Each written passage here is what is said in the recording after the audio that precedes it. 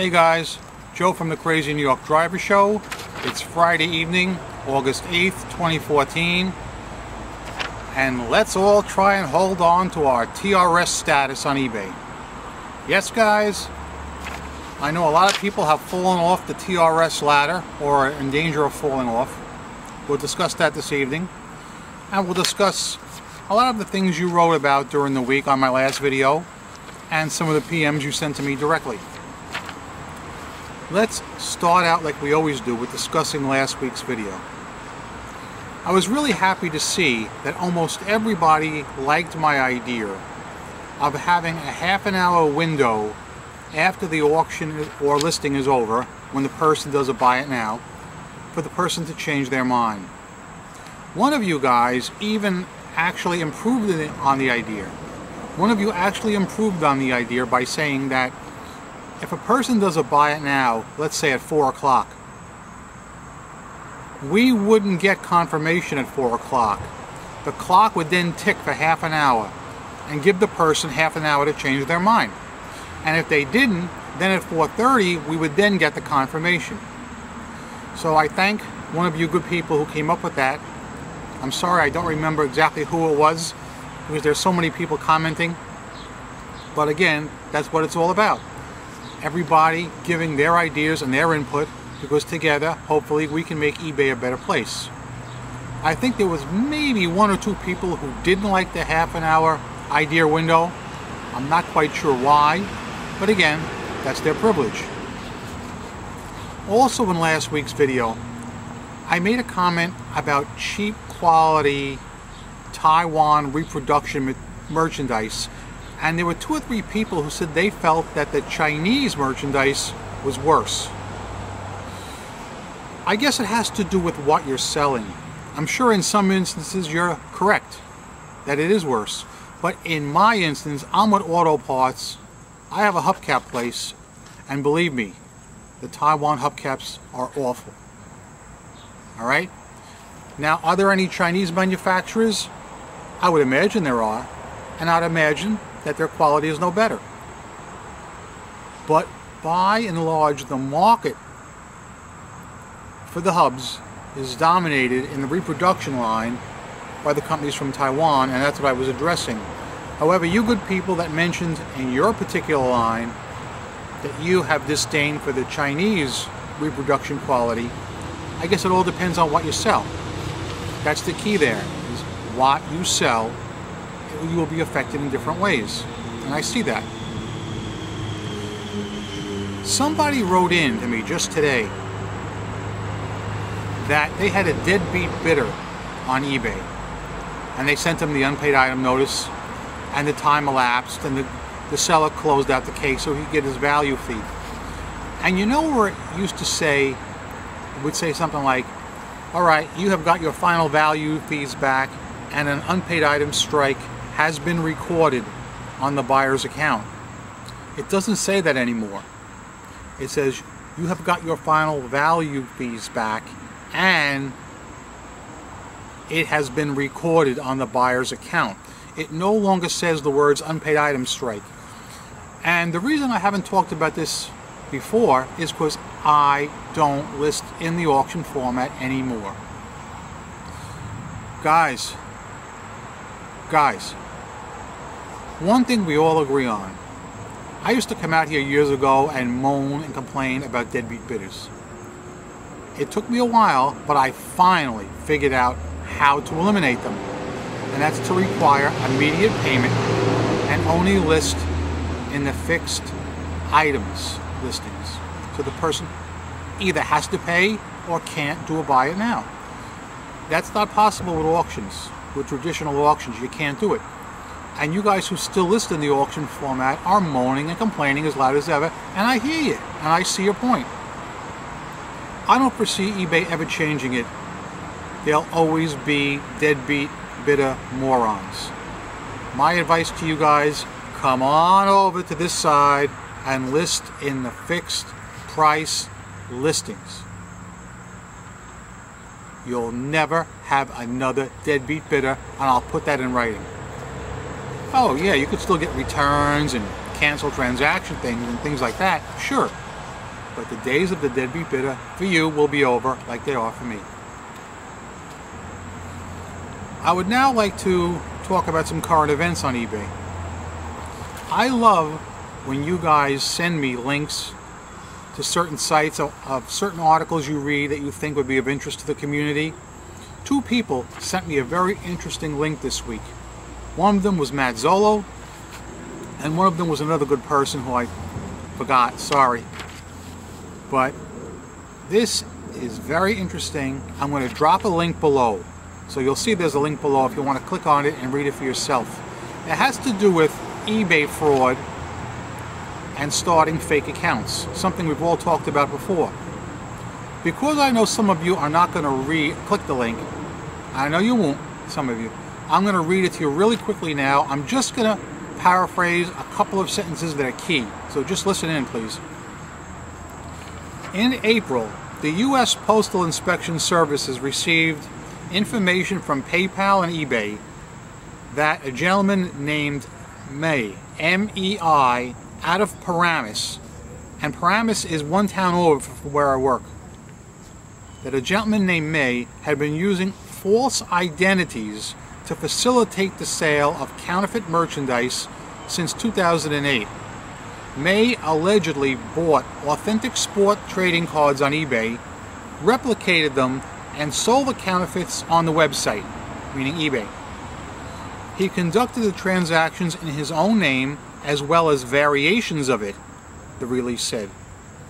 In 2012, eBay uncovered May's activities and shut down his accounts. But in 2013, he allegedly started new eBay and PayPal accounts using an identity stolen from a California victim and continued the fraudulent transactions.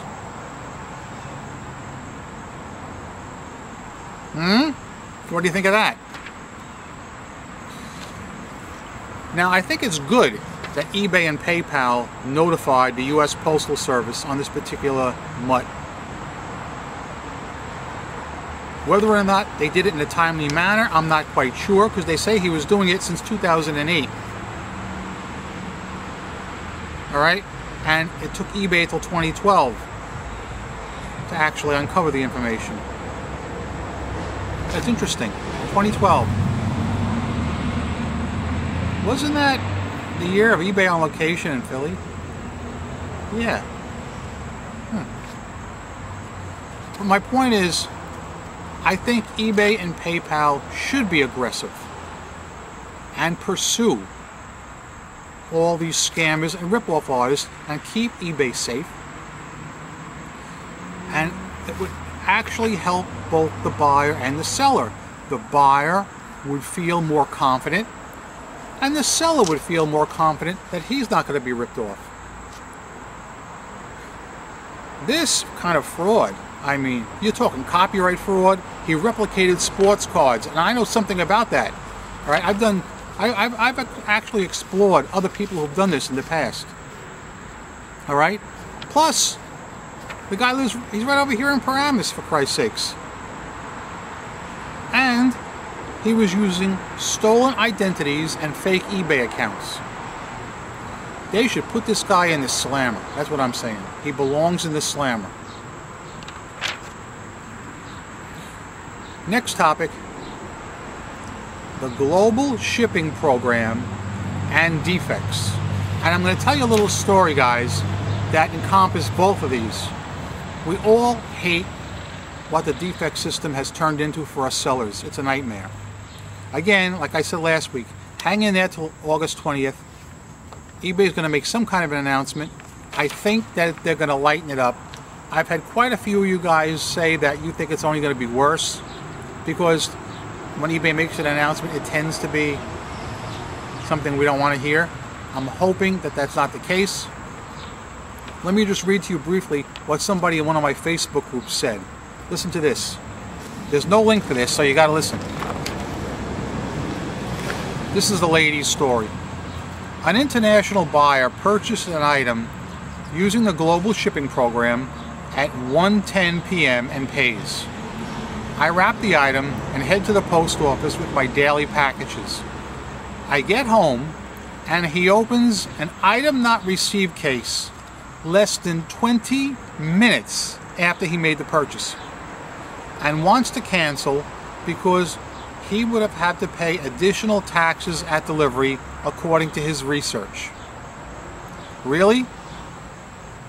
So I get the package back and refund him in full, cancel the label, and close the case.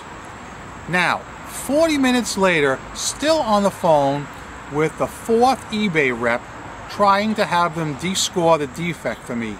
Oh my God, I need a drink. That's the lady's story. Let's talk about it. So basically what happened is somebody did a buy it now from another country using the global shipping program, didn't do his homework, but paid up right away, then decided he wanted to cancel the transaction because he'd have to pay import duties. Now, that is not what I'm being critical of, because he eventually sent her the request to cancel transaction and back out. Like, you know, I get quite a few of them myself. But what he did was he filed item not received. What pisses me off is not that he filed it, but that he was able to file it. Think about that. A guy in another country files an item not received case 20 minutes after he pays. Shouldn't eBay have fail-safes and safeguards in place to stop that? At least make the bidder wait, let's just say, for argument's sake, 7 working days. Give the item time to be shipped to Kentucky and then over to his country. So this lady got an automatic defect, and eBay allowed it. And I think it's a freaking crime. This is another reason why I am not in the global shipping program. One of my subscribers, one of you guys, called me the other day, and he told me that an eBay representative cold called him the other day and said, "We'd like to know why you're not in the global shipping program." And he basically told her the stories that I tell. Well, I'm scared of it. There's no protection for the seller, this and that. And they talked for about half an hour. After the half an hour elapsed, the representative said to the man, "Listen, I would like you to talk to my superior. Because your concerns are valid, I want you to talk to my superior and maybe we can come to terms." So then they made an appointment for Friday, which is today. However, my subscriber tells me that the eBay representative, the superior, didn't even call Friday like they had made the appointment. They jumped the gun and called a day or two earlier. And they said, "We really want you in the global shipping program." And the gentleman said, "Well, listen, I'm really afraid because there's no seller protection for this, that, things we talked about here many times."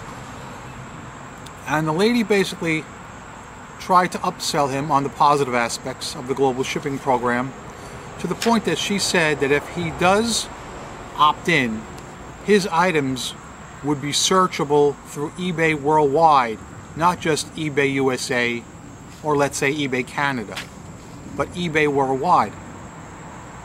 And that appealed to my subscriber, and he said to the lady, "Okay, I'll join the global shipping program for, let's say, a trial period of a month, but if I don't like it, I'm opting out."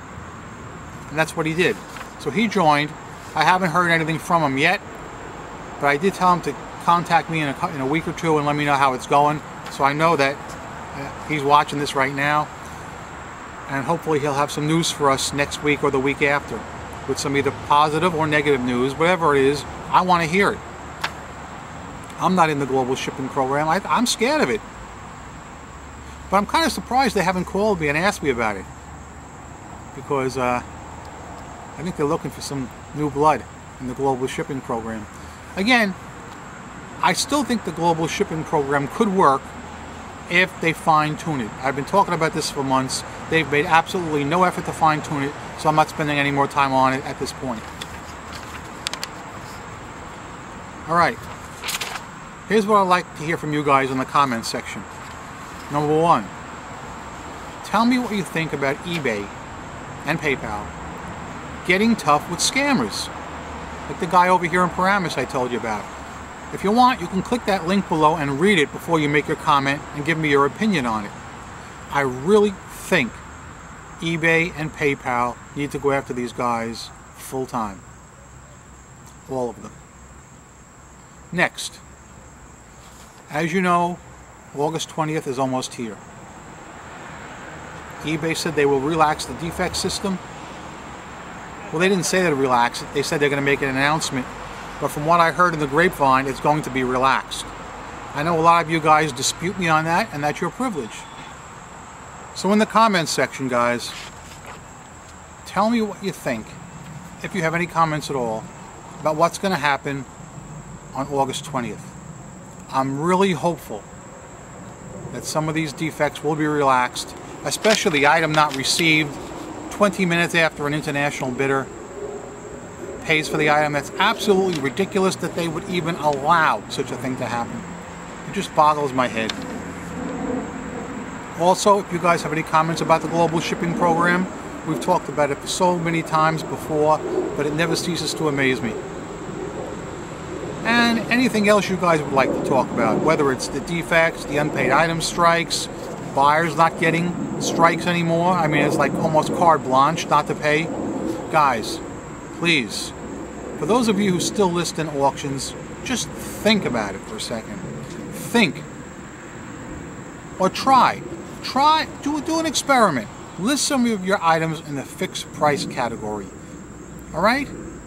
You can run the items good till canceled. Alright? It's less work, it's less stress, you'll never have a deadbeat bidder, and you'll be a lot happier for it. Guys, I hope you found some interesting advice in tonight's video. I hope you enjoyed it. I'm Crazy New York Driver, you're not. Thanks for watching. I'll be back here next Friday night with another action, fun-packed episode. Thanks for watching. Thanks for tuning in. You guys are the best. See ya.